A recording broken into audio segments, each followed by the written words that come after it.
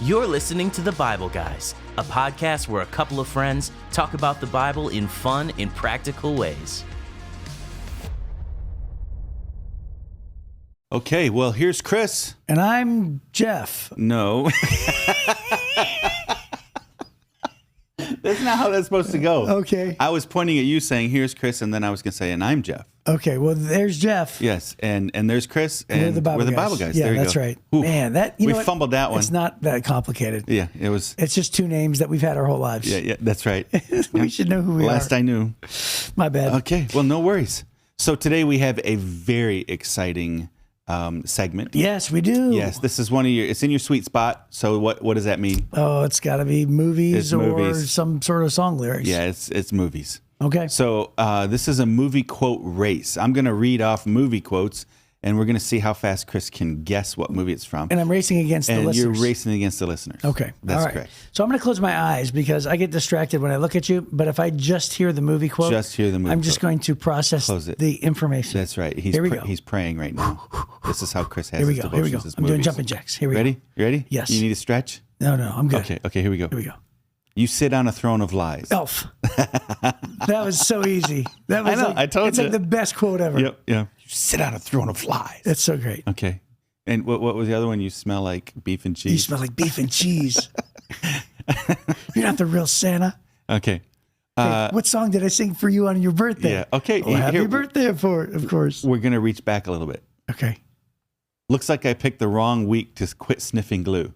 Oh, Airplane. Airplane. There you go. Yeah, that's so great. That's so great. And throughout the whole movie, he kept on saying things like that. Yes. Looks like I picked the wrong week to quit drinking. Yeah, that's right. And he kept going saying things. Bend and snap. Legally Blonde. There you go. She said bend and snap. There you go. Did you see that movie? No. Oh my goodness. It's like one of the most famous parts of the movie. Yeah. I don't. Yeah. Legally Blonde. She was teaching. Just the title would have. She was teaching somebody how to flirt. Uh-huh. And then this girl tries it, and when she snaps back up, she smacks somebody in the face. It's really funny. Yeah. Okay. Anyway. Did I stutter? That could be anything. Did I stutter? Mm-hmm. That's a tough one. Did I stutter? Mm-hmm. That could be anything, man. I don't want to waste the listeners' time here. What is it? It's The Breakfast Club.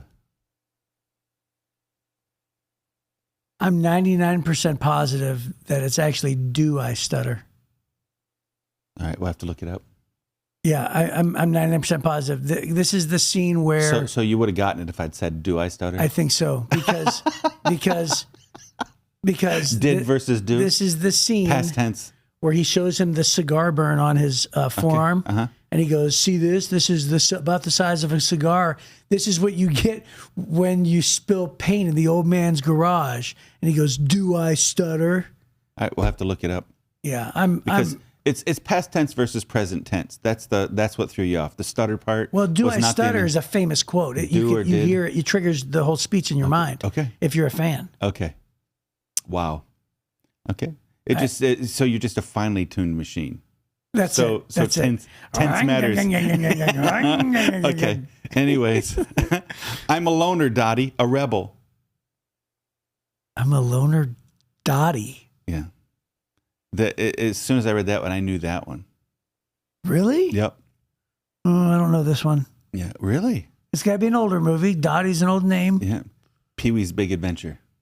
Oh, goodness. I hated that movie. Yep, there you go. I hated that movie. I saw it one time, and I remember through the whole movie, I was like, why am I still watching this? Just so you know, almost every movie I've ever seen, I've seen one time. So that's, I think, the difference between the two of us. Right? Well, how many times have you seen The Breakfast Club?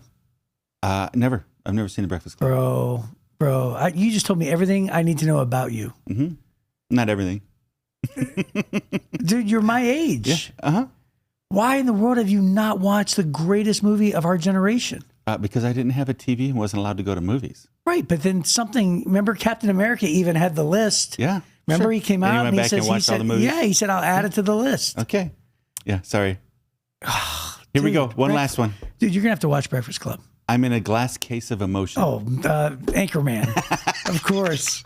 That's one of the best lines in the movie. He's in the phone booth. I'm in a glass case of emotion. There you go. That's so great. Okay, Chris. Well, you got 4 out of 6. No, I didn't. I got 4 out of 6. Mm-hmm. You gave me did. 6. You gave me 6. I gave you 6. That's correct. Okay. So, and you got 4 of them right. So, of the 6 and that I gave you got 4. I would argue and say that one was faulty. Hang on. Are you looking up Do I Stutter? Is that what you're doing? Do I stutter? Okay. Look at the first thing that came up. Yeah, The Breakfast Club. Read it. Do I stutter? Do I stutter? It's not did you stutter. Okay. Did I stutter? It's do I stutter. As soon as I typed it in. Okay. Well, we're going to put that one on Desiree. Sorry, Desiree, but that is definitely not my fault there. So Chris got 4.5 out of 6. No. No, I got 4 out of 5. You got 4 out of 5? Okay. Yeah, so you're dismissing that one. Yeah, it wasn't a movie quote. Right, and you didn't. It was not a quote. It was not a quote. Okay, Yeah. Tense matters. Okay. Well, quote matters. That's why it's a quote. I would have thought that the key word would have been stutter, not do, but well, no, it's the trigger of the speech. yeah, okay. By the way, Because the point is do versus did. he said it this way. The whole point of the speech was do versus did. He said it this way. He goes, "Do I stutter?" Yeah. I mean, that's a pretty big quote. Okay. Yeah. Right? Yeah, it just feels like the word stutter is a bigger deal to me than do. Oh, really? You can't handle the truth. The truth is the main part of that, right? But what if he said, you can't manage the truth? That would change the quote. You're like, that's not Jack Nicholson. Well, I would have said, oh, that's Jack Nicholson. I would have said that, but it's the wrong quote. But hey, whatever. Some people. Hey, you complete me is the operative word is complete. Hey, you complete the dog. That's not Jerry Maguire. Yeah, no, but I would have known what you were talking about. No, you would That's what not I'm saying. have. I would have. Anyways, here we go. The dog. I just like getting under your skin. Yes. Well, you did not. So, Mission Jesus has failed. resurrected from the dead. We need to move on. Failed this mission. Jesus has resurrected from the dead. Failed. And the ladies have come and they discovered that the tomb is empty. The angels tell them, why are you looking for the living among the dead? He's not here. He is risen. Now go back and tell the disciples and make sure you tell Peter. And he's going ahead of you into Galilee. Mm-hmm. So then, but she's supposed to go back and tell the disciples. So Peter and John run to the tomb. In Luke chapter 24, verse 12, it says, however, Peter jumped up and ran to the tomb to look. Stooping, he peered in and saw the empty linen wrappings. Then he went home again, wondering what had happened. So that's Luke's version of it. Right. John has exterior motivations as to why he needs to expand on the story. He says, Peter and the other disciple, I wonder who that was. I wonder who that is. Peter and the other disciple started out for the tomb. They were both running, but the other disciple outran Peter and reached the tomb first. That's unbelievable. He stooped and looked in and saw the linen wrappings lying there, but he didn't go in. Then Simon Peter arrived and went inside. He also noticed the linen wrappings lying there, while the cloth that had covered Jesus' head was folded up and lying apart from the other wrappings. Then the disciple who had reached the tomb first also went in, and he saw and believed. For until then, they still hadn't understood the scriptures that said Jesus must rise from the dead. Then they went home. Hard to believe until that moment. They didn't understand. Until it was laid out for them with an literally empty tomb. laid out with empty linens and a folded head napkin. Yeah. They just didn't get it. Hard to believe. So I think it's hysterical. Yes. Luke gives one verse that just says Peter jumps up and runs to the tomb and looks in. Yes. That's it. John goes, well, so it was Peter and, the disciple. Who Jesus loves. Jesus really loves that disciple. The other disciple. The old guy and the young guy. This is the oldest disciple and the youngest disciple. Right. We took off running and, so I beat him. I beat him to the tomb, of course. It's like Jeff and Chris. If we wrote the story, we'd be writing it that way, right? That's right. And then I beat him to the tomb. Not to brag. Yeah, but I went in. Not to, but it's funny because, if Mark was Peter's secretary. Yes. Peter didn't even admit to the race.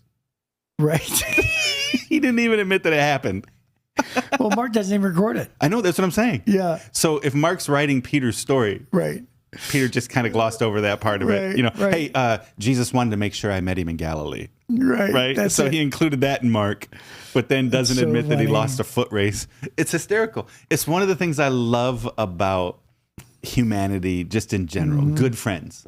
Right? Is this, I love the competitiveness. I know some people don't like competitiveness, but I love the competitiveness. I love all the petty little things around being competitive, the trash talking, I love that stuff. Now let's be fair too. It could be that wasn't John's motivation at all for writing. It could be, right? Let's enter in a new mindset. It could be that John was just trying to accurately record any detail, whether too small, too great. And what he was saying was like, this is exactly how it happened. Yeah. The guy who didn't include what hardly anything that Matthew, Mark, and Luke included. Hey, listen, I'm saying go with me here. John basically wrote his own book. Right. I'm saying go with me here. Yeah. He's trying to say, hey, here's the exact details. I got there first, and I stood there in awe, and I could not even go in because I was bewildered. But Peter, showing the dynamics and the aggressiveness of who we know Peter to be, right? Of course, Peter's going to go right in and he's going to examine the evidence for himself. And so it could be that John was just trying to give exact pictures of what happened in full detail, right, and not trying to brag on who won the race. However, I'd like to think that, because he used the word outran. Yes. Yeah, right? Yeah, he outran him. I beat you. They're both right. Beat you. So Peter, that old guy, he's just not as fast as he used to be. So and good. I beat him down to the tomb. So I outran him. I had to wait. As a matter of fact, I got there and had to wait for him to get there. That's the way he tells us. Congratulations, I'm 100 years old. It's so good. It's great. I love it. I love that is there. Yeah. And it tells it that way. And then this is so amazing, the story itself, in that when Peter shows up, again, in Peter's nature, him being so bold, right? He's the guy who jumped out of the boat and wanted to walk to Jesus. He's the one who pulled out the sword and cut off the servant's ear, right? This is Peter, and he's kind of in fine form again. John stays outside the tomb. Now, remember, as good Jews, the whole tomb idea and all this kind of stuff, they're worried about being unclean. Mm-hmm. So John, following the rules, stays outside, peeks in, and Peter just straight in, right? He just goes in. This boldness, this aggressive stance that he lives his life in. And then these linen wrappings are left as if Jesus' body just disappeared, right? So it still calls them the wrappings. It wasn't that they were unraveled. Right. It was just that there was a body in it, and now there's not a body in it. And then, so that would have been like really, really crazy. Well, have you heard this theory? And I'm sure you have. But there's a word for it, and I don't know it in this moment. But I've preached it on an Easter before as a working theory, where it was almost like a paper mache.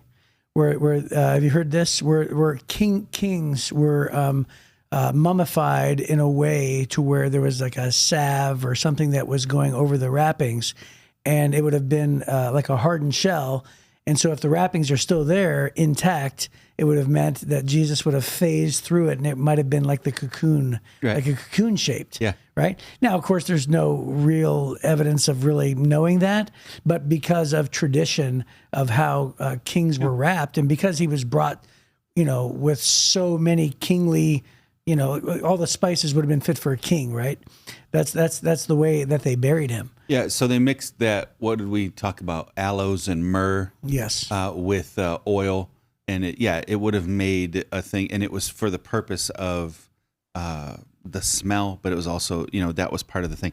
So they did not embalm Jesus. They did not, like the Egyptians would, where they were mummifying Jesus. They didn't do that, but there would have been very quickly these wrappings that would have wrapped Jesus up, and then that would have had all those spices and those that kind of a paste that would have made it. So yeah, perhaps, but certainly what they saw was there's this empty. It was supposed to be. It was not unwrapped. A thief would have unwrapped the body it was trying to. So a thief would have just stole the whole body and everything in it, right? You wouldn't take the time to unwrap it. But if they did take the time to unwrap the body, it would have been unraveled, right, is the point. But here it was not unraveled. It was just all lying in place. And then the head covering was folded up nice and neat right there, right? And so it shows certain intention, not speed of, hey, we had to fight off some Roman soldiers and steal a body, right, unwrap it, throw it over in the corner and go, right? That's the point, and I think that's why that detail is there, is to show that it's all just as it should have been, except the headpiece was wrapped up. It was folded up nice, but there was care to this, not some kind of randomness Right. to And the it's just one more small detail. stealing. Yeah. Yeah, that supports the fact that nobody ran in there in a rush trying to, pull off the greatest heist in humanity. Yeah. Here's a question. The question is this, and this is a hypothetical. Would Peter and John have believed as strongly had they not seen the resurrected Jesus? Would an empty tomb and the promises of Jesus had been enough? So think about everything that they had seen, right? Yeah. Jesus calming the storm and the waves. And then, of course, raising Lazarus would be the pretty big thing, right? Raising the girl from the dead. And so they definitely witnessed it. But had they had just seen the empty tomb without actually seeing Jesus, would that have been enough? And I think the answer is yes. I think the answer is no. I think the answer is yes. Well, Thomas didn't see the empty tomb, but Thomas was told by eyewitnesses about the empty tomb. 4 eyewitnesses. Yes. And he went, no, don't believe it. I'm going to have to see Jesus. But that's Thomas. That's not Peter. I'm saying Peter and John. Well, it said that they only believed after they saw that it was empty. And they saw the grave clothes. That's when they believed. Well, yeah, I mean, you definitely would believe more. Yeah, so it was the grave clothes, I think, that got them, right? That's they see and they believe because they hadn't understood the scriptures. So I think that it was the risen Lord. I certainly don't know that I think that all 11 of them or 10 of the 11 would have died for something that they thought maybe happened. Yeah. Yeah, okay. Yeah, maybe so. I wouldn't. But I don't think I would die for a thing I thought maybe would happen. I would say maybe it happened. Well, that wasn't my question. I'm choosing to believe it happened. That wasn't my question. My question was, would they have been believed? completely convinced? Yeah, right? that's what I'm saying. I don't know that I would be. Yeah. And it's just a hypothetical, so it doesn't matter, Yeah, right? Because right. Jesus appeared and they believed. Right. But it does crack me up how, from our side, it seems a little easy for us to go, I can't believe they didn't believe Jesus was really crystal clear, but at the same time, again, The Chosen is something that I went to see last night at the theaters, and The Chosen is not based on biblical fact. It's actually based on the biblical facts that are in the Bible, but then it expands hypotheticals all the time, right? So there's a ton of hypothetical in there. And so that's what I'm meaning. It's definitely based on the facts in the Bible, but it's hypothetical. But one of the things that it did is it opened my mind to just perhaps perceiving or receiving it in a little bit of a different way. Whereas sometimes we'd be tempted to read, and here it says they didn't believe the scriptures. Well, actually, it does say it says they went and they saw and believed. So it did say that. Yeah. They So they saw the empty tomb and believed. Yes. But it was I think the other that disciples. they believed because the other one said they went home again wondering what had happened.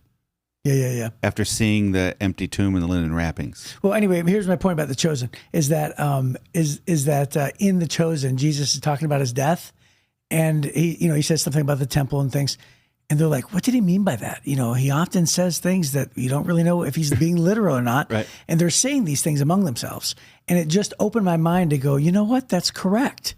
Like Jesus often said things that were hard to understand.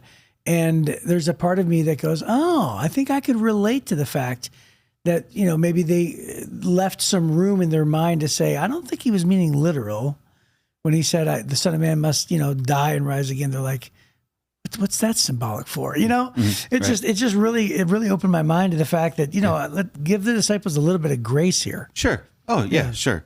So they certainly believed when they see these, the cloths and the empty tomb. They believe in that moment. Thomas didn't believe until he saw Jesus, even though he'd heard it.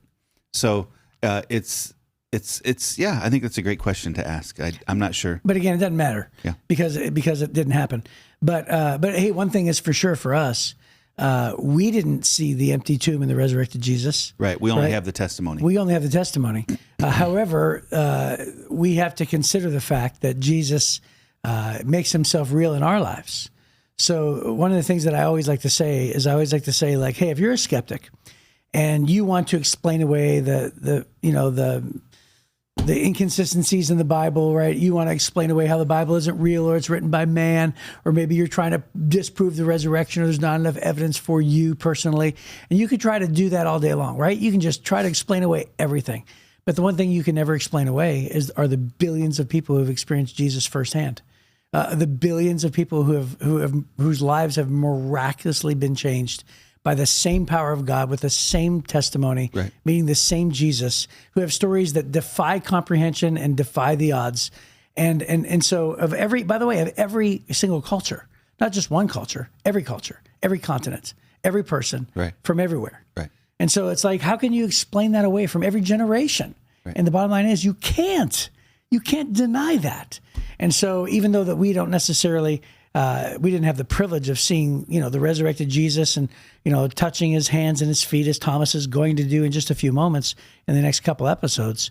But still, we have the evidence of Jesus in our lives. Right. Which then, lets us believe his promises. And then so many of the other incidental evidences. For instance, if in that day, if you and I were trying to make up a religion, with a God, right, we would not admit that we didn't understand anything he said.